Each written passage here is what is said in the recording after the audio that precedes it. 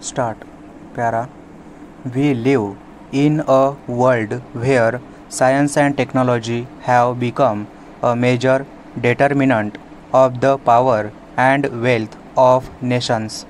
India is proud of the achievements of its scientists and technologists, but a great deal more needs to be done to make science and technology an effective instrument of national renewal to accelerate the development and application of indigenous technology to production processes.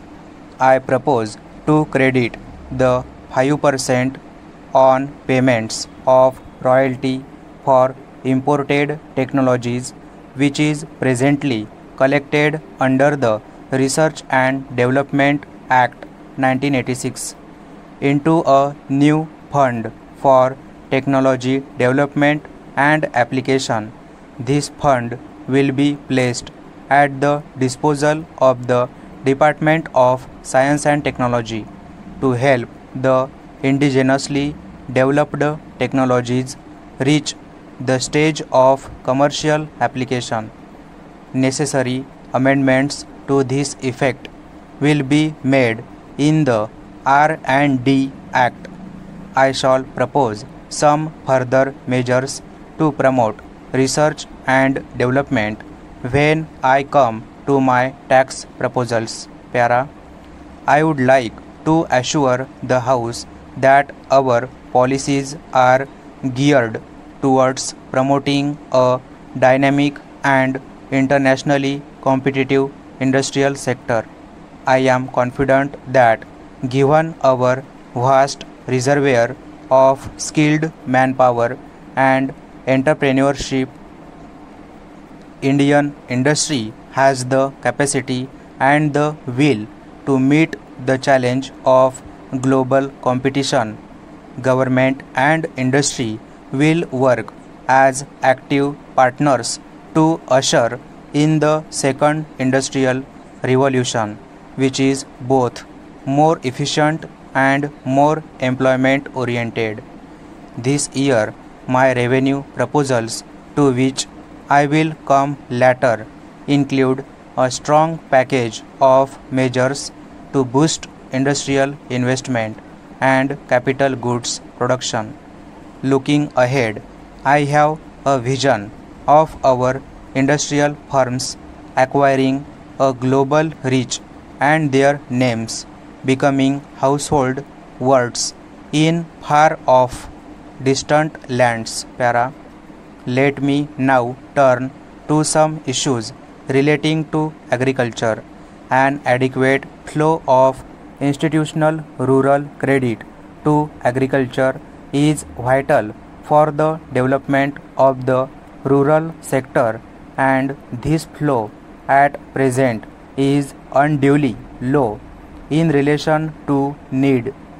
The reasons include high cost of intermediation incurred by banks and cooperatives, fundamental weaknesses in the institutional structure, and unsustainable restrictions on credit and interest rate policy. I propose to take a number of significant steps to lay the basis for a long-term improvement in rural credit. The National Bank for Agriculture and Rural Development (NABARD) is the apex agency for rural credit. I am providing rupees 100 crore for augmenting its share capital, and the Reserve Bank will contribute an equivalent amount. This will nearly triple NABARD share capital will contribute an equivalent amount. This will nearly triple NABARD's share capital and equip it to play a strong leadership role in strengthening the system of rural credit. Para. One of our major concerns in rural credit has been the weak condition of the regional rural banks in bracket RRB bracket close of the 196 regional rural banks.